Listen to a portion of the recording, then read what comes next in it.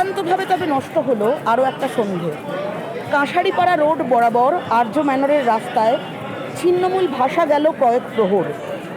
Red রোডের দিকটায় জীবন মূলত লেট 80s সংক্ষুব্ধ ড্রাম বিট যেন এক্ষুনি ফেটে পড়ে জানতে চাইবে ব্রেক্সিট বিষয়ে তুমি কি ভাবছো। প্রতাপাদিত্য রোডে পতনোন্মুখ এক অর্জুন গাছ 200 বছর ধরে সেই একই এলিজি লিখছে। সেখানে অনিন্দ নামের যুবারা ক্রমান্বয়ে টেবিলে ঘুষি মারে, আর পারমিতা নামের ছোট চুল মেয়েরা সরু ও অনন্ত সিগারেট ধরায়। মৎস্যকামী দু একটা পেঘ, দু এক আঞ্জলা ছিমছাম পুরুষ, পরিশেষে নির্বাণ ক্যানাল রোড। অমন দারিদ্র্যেও মহাশ্মশানের মতো ওদের উনুন নিভতে দেখনি কখনো। ও তার অপসৃয়মান সাদা ধোঁয়ায় আরও একটা রাত তবে নষ্ট হলো নিশ্চিন্তে, অনির্বচনীয়ভাবে। আবহমান বাংলায় ড্র্যাগ দিতে দিতে অতঃপর সেই বাড়ি ফেরা। ফিশ আই ফ্রেমে তখন পাল্পের চরিত্র হয়ে তুমি ঘুরছো আর ভাবছো এর চেয়েও স্বাভাবিক ও উজ্জ্বলভাবে মরে যাওয়া সম্ভব কিনা। কেননা মশেরি তুমি তো জানোই, এ হারামি শহর তোমায় সহজে ছাড়বে না। এবার ঘটনা হলো, জীবনের বিভিন্ন সময় বিভিন্ন কবির কবিতা আলাদাভাবে অনুপ্রেরণা জাগিয়েছে।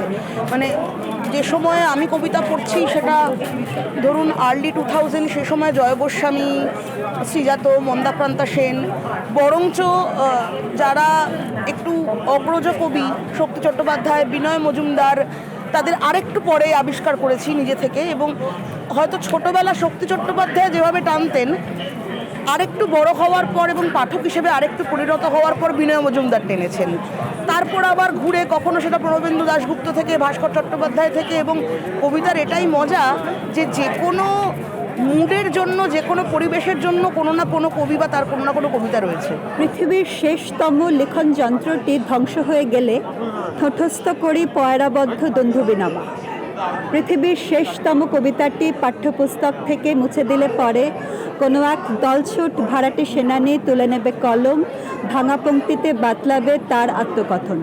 পৃথিবীর শেষতম উপকথা নিষিদ্ধ হওয়ার পরে কোনো এক রাজনর্তকী টিকা প্রাককথন সহ লিখবে মহাকাব্যের সবচাইতে স্বল্প পরিচিত অধ্যায়ের পুনর্বিন্যাস। এই মুহূর্ত অনন্ত, আমরা সবাই এখনো মরি নাই। কিন্তু আমার কাছে এটা মনে হয় যে বাংলার ইতিহাসে একটি বড় জায়গায় যে বামপন্থা আর কোনো এক জায়গাতে প্রতিষ্ঠান বিরোধিতার স্বর না হয়ে প্রতিষ্ঠানের স্বর, পাইয়ে দেওয়া রাজনীতির স্বর হয়ে উঠেছিল, তার একটি এফেক্ট তো আছে আজকে আমাদের লেখাপত্র যারা আমরা করি। সেই একটি লম্বা সময় যেখানে রাষ্ট্রীয় পরিমণ্ডলের মধ্যে রাজনৈতিক কবিতা বিরুদ্ধ স্বরকে বেঁধে দেওয়া, সেই ঘটেছে, বিপুলভাবে ঘটেছে। মানুষের হতাশা, বাংলার বিশেষ ক্ষেত্রে মানুষের একটি বামপন্থা নিয়ে তুমুল হতাশার জায়গা আছে। এবং সেই হতাশার জায়গা থেকে যে ওই ধারার কবিতা কে মনে হওয়া, যেটা আর আমার কাছে আজকে প্রাসঙ্গিক নয়। সুভাষ মুখোপাধ্যায় যখন পদাতিক একটি দুটি প্রজন্মে তরুণ পড়েছেন এবং পড়ে তার অনুপ্রাণিত হয়েছেন, কিন্তু আমাদের প্রজন্মে সেই কবিতার তার খুব নেই, কারণ আমরা সুভাষ মুখোপাধ্যায় অন্য ভূমিকায় দেখেছি। সেখানে তো আর তিনি খুব বিরুদ্ধ স্বরের কবি নন, তিনি সেখানে প্রতিষ্ঠানের কবি। কাজে আমার ধারণা যে বাংলাতে ওই 77 থেকে 2011 যে লম্বা একটি প্রতিষ্ঠিত রাষ্ট্রীয় বামপন্থার ইতিহাস, তার সাথে মিলিয়ে রাজনৈতিক কবিতার যে ঐতিহ্যের পতন, সেটাকে দেখতে হবে।